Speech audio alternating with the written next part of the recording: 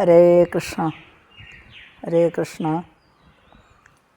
ഓം അജ്ഞാനതിമിരാന്ധസ്യ ജ്ഞാനാഞ്ജനാശലാകയാ ചക്ഷുരുന്മീലിതം യേന തസ്മൈ ശ്രീഗുരവേ നമഃ. വന്ദേഹം ശ്രീഗുരോः ശ്രീയുതപദകമലം ശ്രീഗുരൂन् വൈഷ്ണവാംശ്ച ശ്രീരൂപം സാഗ്രജാതം സഹഗണരഘുനാഥാന്വിതം തം സജീവം സാദ്വൈതം സാവധൂതം പരിജനസഹിതം കൃഷ്ണചൈതന്യദേവം ശ്രീരാധാകൃഷ്ണപാദാൻ സഹഗണലളിതാ ശ്രീവിശാഖാന്വിതാംശ്ച.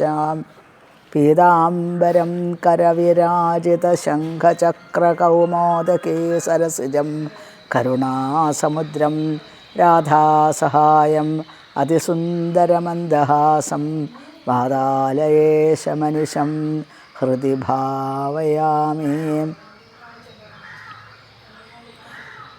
ഓം പാർത്ഥായ പ്രതിബോധിതാം ഭഗവതാ നാരായണേന സ്വയം വ്യാസേന ഗ്രഥിതാം പുരാണമുനിനാം മധ്യേ മഹാഭാരതം അദ്വൈതാമൃതവർഷിണീം ഭഗവതീം അഷ്ടാദശാധ്യായിനീം അംബ ത്വാമനുസന്ദധാമി ഭഗവത്ഗീതേ ഭവദ്വേഷിണീം.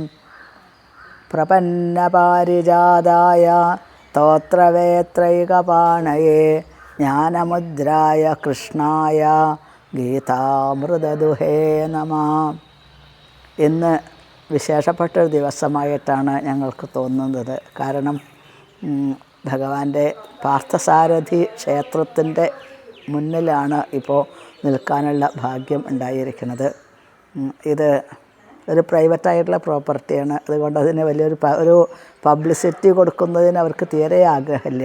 എന്നാലും നമ്മൾക്ക് ഇവിടെ ചെയ്യുന്ന പ്രത്യേക തരത്തിലുള്ള എന്നാണ് ദധ്യന്നം എന്നുള്ള ഒരു വഴിപാട് ചെയ്യണതാണ് എന്നാണ്. അത് പ്രത്യേകിച്ച് ഈ ഒരു കുടുംബത്തിൻ്റെ ഒരു ക്ഷേത്രം ആയതുകൊണ്ട് ഒട്ടും അതിന് ഒരു പബ്ലിസിറ്റിയോ പ്രോഫിറ്റ് മൈൻഡോ അതൊന്നും ആയിട്ടല്ല ഇവരിവിടെ ചെയ്യുന്നത് എന്നാണ്.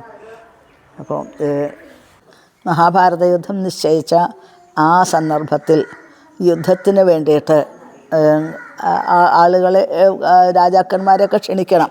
അതിന് വേണ്ടിയിട്ട് ഭീമസേനൻ പല സ്ഥലത്തും സഞ്ചരിച്ചു. അങ്ങനെ സഞ്ചരിച്ച സമയത്ത് ഈ തെക്കേ ഇന്ത്യയിൽ കൂടെയൊക്കെ സഞ്ചരിച്ചിട്ടുണ്ട്, ദക്ഷിണ ഭാരതത്തിൽ കൂടെയൊക്കെ സഞ്ചരിച്ചിട്ടുണ്ട്. അങ്ങനെ വന്ന സമയത്ത് അവിടുന്ന് ശ്രീരംഗം ആ ഭാഗത്ത് എത്തിച്ചേർന്നു. അപ്പോൾ അവിടെ തമിഴ്നാട് ആ ഭാഗത്ത് എത്തിച്ചേർന്നു. പിന്നെ അവിടെ എത്തിയിട്ട് അവിടുത്തെ രാജാവിനെ എല്ലാവരെയും യുദ്ധത്തിന് ക്ഷണിച്ചു. അപ്പോൾ അവിടുന്ന് പിന്നെ ലങ്കയിൽ വരെ പോയി എന്നാണ് ഭീമസേനൻ. അവിടെയും യുദ്ധത്തിന് വേണ്ടി അതിന് എല്ലാവരെയും ക്ഷണിച്ചു. അതിന് ശേഷം വിഭീഷണൻ പറയാണ് ഇവിടുന്ന് നേരെ പോയാൽ ശ്രീരംഗത്തെത്തും. അവിടുന്ന് എത്തിക്കഴിഞ്ഞാൽ ആ സമുദ്രത്തിൽ കൂടെ സഞ്ചരിച്ച് കഴിഞ്ഞാൽ ഒരു പ്രത്യേക സ്ഥലത്തെത്തും. അവിടെയും ക്ഷണിച്ചോളൂ എന്ന് പറയാണ്. അങ്ങനെ ശ്രീരംഗത്ത് വന്ന് അവിടെ ക്ഷണം കഴിഞ്ഞ് ആ സമുദ്രത്തിൽ കൂടെ എത്തിച്ചേർന്നു. എവിടെ എത്തിച്ചേർന്നത്? അവിടെ ഒരു പ്രത്യേക സ്ഥലം നാഗലോകത്തിൽ കൂടെയാണ് സഞ്ചരിച്ചത്. അങ്ങനെ എത്തിച്ചേർന്നത് ഒരു വിശേഷപ്പെട്ട സ്ഥലത്ത്, അതായത് ഇന്ന് കർണാടക എന്നുള്ള സ്ഥലത്താണ് അവിടെ എത്തിച്ചേർന്നത്. അപ്പോൾ അവിടെ എത്തിയിട്ടുള്ള ഭീമസേനനോട് അവർ പറഞ്ഞു, ഞങ്ങൾ എന്തായാലും യുദ്ധത്തിന് പങ്കെടുക്കാനായിട്ട് വരും, പ്രത്യേക രീതിയിലാണ് വരിക, ശ്രീകൃഷ്ണ ഭഗവാനെ കാണാൻ ഞങ്ങൾക്ക് ആഗ്രഹമുണ്ട്, എന്തായാലും യുദ്ധത്തിന് വരും എന്ന് പറയാണ്. അങ്ങനെ ഇവർ ആ മഹാഭാരത യുദ്ധത്തിനായിട്ട് മിക്കവാറും എല്ലാ രാജാക്കന്മാരും അവരുടെ ആയുധങ്ങൾ ഇതൊക്കെ ആയിട്ടാണ് വരിക. എല്ലാ വിധത്തിലുള്ള ആയുധത്തിൻ്റെ സജ്ജീകരണങ്ങളായിട്ടാണ് വരിക. ഇവിടെ ഈ ഭാഗത്തു നിന്ന് വന്നിട്ടുള്ളവർ പാചകത്തിനുള്ള പാത്രങ്ങളായിട്ടാണ് വരവ്. ഞങ്ങൾ യുദ്ധത്തിനുണ്ട് എന്ന് പറഞ്ഞുകൊണ്ട് പാചകത്തിനുള്ള പാത്രങ്ങളുമായിട്ടാണ് അവരുടെ വരവ് എന്നാണ്. അതിന് എത്ര 18 അക്ഷൗഹിണി സൈന്യങ്ങളാണ്. 18 അക്ഷൗഹിണി സൈന്യങ്ങൾക്ക് എത്ര ആഹാരം ഉണ്ടാക്കണം? അതിന് വേണ്ട എല്ലാ സംവിധാനങ്ങളുമായിട്ട് ഉടുപ്പിയിലുള്ള അഷ്ടമഠം എന്ന് പറയും. ഉടുപ്പിയിൽ അപ്പോൾ അവരുടെ നേതൃത്വത്തിലാണ് അത്രേ അവിടുത്തെ രാജാവ് അവിടുന്നാണ് മുഴുവൻ ബ്രാഹ്മണർ പാചകക്കാർ അവരെ മുഴുവൻ അയച്ചിട്ടുള്ളത് എന്നാണ്. അവർ വലിയ വലിയ പാത്രം അതിന് വേണ്ട സാധന സാമഗ്രികളായിട്ടാണ് അവർ വന്നിട്ടുള്ളത് എന്നാണ്. അങ്ങനെ ആ യുദ്ധം തുടങ്ങുന്ന ആ സമയത്ത് ഭഗവാൻ ശ്രീകൃഷ്ണ ഭഗവാന് പ്രത്യേകമായിട്ടുള്ള ഒരു നിവേദ്യം അവർ സമർപ്പിക്കുന്നു. എന്തിനാ ചോദിച്ചു കഴിഞ്ഞാൽ ഭഗവാന്റെ ഭക്തന്മാരുടെ സ്വഭാവം എങ്ങനെയാണ്? ഭഗവാന്, അതായത് അവനവനേക്കാളും ഭഗവാനെ സ്നേഹിക്കുക എന്നുള്ളതാണ്. അപ്പോൾ നമ്മൾ ഗുരുവായൂരപ്പനെ കാണാനായിട്ട് പോയിട്ടുണ്ട്. ഗുരുവായൂരപ്പന് നന്നാവണമെന്ന് വിചാരിക്കുന്നവർ എത്ര ആളുകളുണ്ട്? ആ ഭക്തൻ്റെ ആത്മാർത്ഥതയ്ക്കനുസരിച്ച് ഭഗവാൻ പ്രതികരിക്കും എന്നാണ് പറയുന്നത്. ഇപ്പോൾ ഭഗവാന് ആരോഗ്യം ഉണ്ടാവാൻ വേണ്ടിയിട്ട് ഭഗവാന് ഈ ഏറ്റവും കൂടുതൽ വളരെയധികം നന്നായിട്ട് തൻ്റെ ഇപ്പോൾ പാർത്ഥസാരഥിയായിട്ടല്ലേ നിൽക്കുന്നത്. പാർത്ഥസാരഥിയുടെ ആ കർത്തവ്യം ഭഗവാൻ ചെയ്യും, എന്നാലും ഭക്തന്മാരുടെ ഒരു സമർപ്പണമാണത്. അങ്ങനെ ഭഗവാൻ സമർപ്പിച്ചിട്ടുള്ള നിവേദ്യമാണ് ഈ ദധ്യന്നം എന്ന് പറയുന്നത്. പാർത്ഥസാരഥി ക്ഷേത്രങ്ങൾ പല സ്ഥലങ്ങളിലുണ്ട്. എന്നാൽ ഇവിടെ പാർത്ഥസാരഥി ക്ഷേത്രത്തിൽ ഈ നിവേദ്യം സമർപ്പിക്കുന്നത് അധിക സ്ഥലങ്ങളിലൊന്നും കാണാൻ സാധിക്കില്ല. അപ്പോൾ ഇത് എന്തിനു വേണം, എന്താണ് ഇതിൻ്റെ ഉദ്ദേശം എന്ന് ചോദിച്ചു കഴിഞ്ഞാൽ, ഭഗവാന്റെ മുമ്പിൽ നമ്മൾക്ക് ആയുരാരോഗ്യത്തിന് വേണ്ടി പ്രാർത്ഥിക്കാം. ആയുരാരോഗ്യം എന്തിനാണ്? ആയുസ് എന്തിനാണ്? ആരോഗ്യം എന്തിനാണ്? ഭഗവാനെ സേവിക്കാനായിട്ട്. 84 ലക്ഷം ജന്മങ്ങൾ കഴിഞ്ഞതിന് ശേഷമാണ് നമ്മൾ ഈ മനുഷ്യനായിട്ട് ജനിക്കുന്നത്. അപ്പോൾ ഈ മനുഷ്യജന്മം എന്തിനു വേണ്ടിയിട്ടാണ്? ആത്മസാക്ഷാത്കാരത്തിന് വേണ്ടിയിട്ടാണ്. ആ ആത്മസാക്ഷാത്കാരത്തിന് നമ്മൾക്ക് ആരോഗ്യം വേണം, നമ്മൾക്ക് ആയുസ് വേണം, പ്രവർത്തിക്കാനുള്ള ആയുസ് വേണം. എന്നാൽ മാത്രമേ നമ്മൾക്ക് ഭഗവാനെ അറിയാനും സേവിക്കാനും സാധിക്കുള്ളൂ.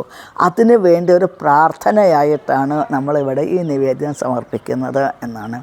അപ്പം അങ്ങനെ ആരോടാ പ്രാർത്ഥിക്കേണ്ടത്? വാസ്തവത്തിൽ ഈശ്വര പരമകൃഷ്ണ സച്ചിദാനന്ദ വിഗ്രഹ അനാദിരാതിർ ഗോവിന്ദ സർവകാരണ കാരണം.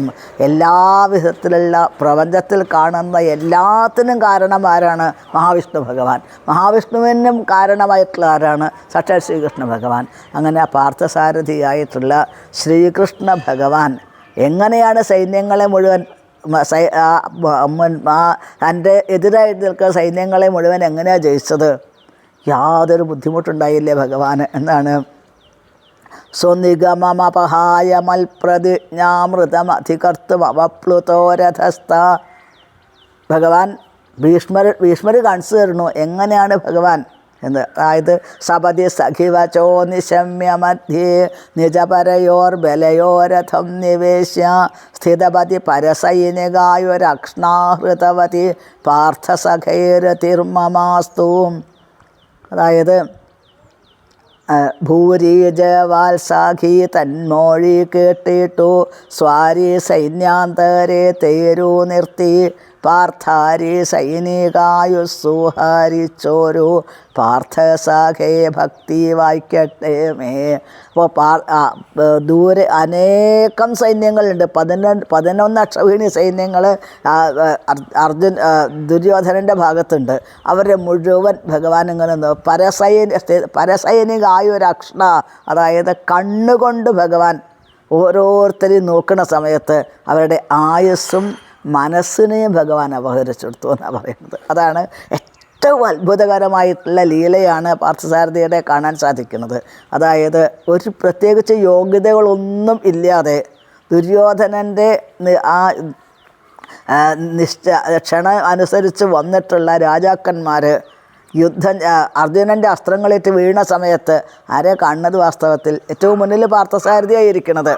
ത്രിഭുവന കമനം തമാലവർണം രവികര ഗൗരവരാംബരം ദധാനേ വപുരളകുലാവൃതാനനാബ്ജം വിജയസഖൈരതിരസ്തു മേനവദ്യ ശ്രീതാമാലാഭയം ചാരൂരവികര പീതവാസനവും ലോലാളകം മിന്നും മോഘവും ത്രിലോകോത്തമകാന്തി ചിഹ്നം തീരുമയ്യോടൊത്തും ഭംഗ്യ പാർത്ഥസാഖനായി പാർത്തിയിടും കൃഷ്ണനിൽ ചേർത്ത നെൽഭക്തി എങ്ങുണ്ടാകട്ടെ.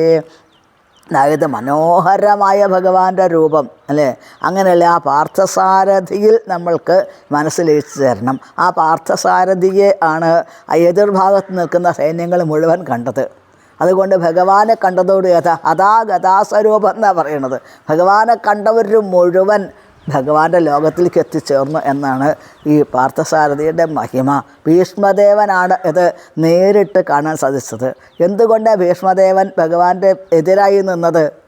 ഭഗവാന്റെ മുഖത്തെ ആ ഭാവങ്ങൾ, ഭഗവാന്റെ സൗന്ദര്യം, ഭഗവാന്റെ മുഖത്തെ ഭാവങ്ങൾ ഇതെല്ലാം നേരിട്ട് കാണാൻ വേണ്ടിയിട്ട് എന്നാണ്. ഇവിടെ ഒരു ഭഗവാനും അത് അർജുനനും ഭീഷ്മദേവനും തമ്മിലുള്ള ഒരു പ്രേമത്തിൻ്റെ പരസ്പരമുള്ള സ്നേഹത്തിൻ്റെ, ഭക്തിയുടെ, പ്രേമത്തിൻ്റെ പരസ്പരമുള്ള ഒരു കൈമാറ്റമാണ് നമ്മൾക്ക് ഈ ഒരു പാർത്ഥസാരഥിയുടെ ആ ലീലയിൽ കൂടെ കാണാൻ, ഭീഷ്മദേവൻ്റെ സ്തുതിയിൽ കൂടെ ഏതാണ് നമ്മൾക്ക് കാണാൻ സാധിക്കുന്നത്. അപ്പോൾ നമ്മൾക്ക് വലിയൊരു ഭാഗ്യമുണ്ട് അങ്ങനെയുള്ളൊരു പാർത്ഥസാരഥി ക്ഷേത്രത്തിൽ നമ്മളെത്തി എന്നുള്ളത്. അപ്പോൾ നമ്മൾക്ക് ഭഗവാനെ സേവിക്കാനുള്ള ആരോഗ്യം വേണം.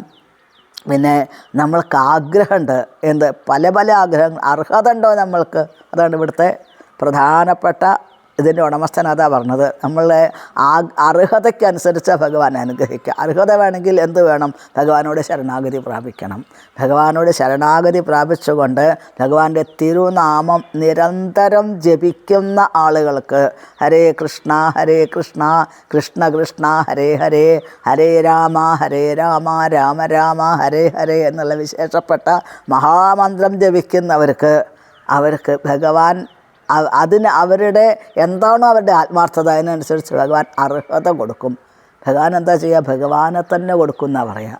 കാരുണ്യാൽ കാമമന്യം ദേതി ഖലുപരേ, അവനവനെ തന്നെ കൊടുക്കും ഭഗവാൻ. അത്രയും കരുണ ശ്രീകൃഷ്ണ ഭഗവാനുണ്ട് എന്നാണ്.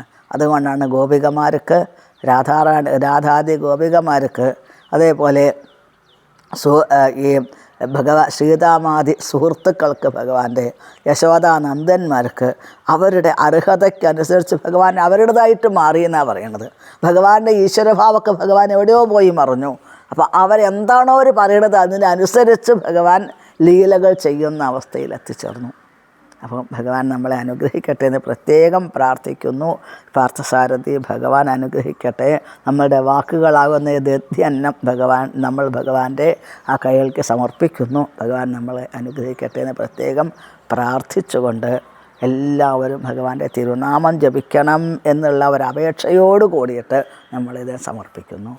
നമോ ബ്രഹ്മണ്യദേവായ ഗോബ്രാഹ്മണഹിതായ ച ജഗദ്ധിതായ കൃഷ്ണായ ഗോവിന്ദായ നമോ നമഃ. ഹരേ കൃഷ്ണ കൃഷ്ണ കൃഷ്ണ ഹരേ ഹരേ, ഹരേ രാമ രാമ രാമ.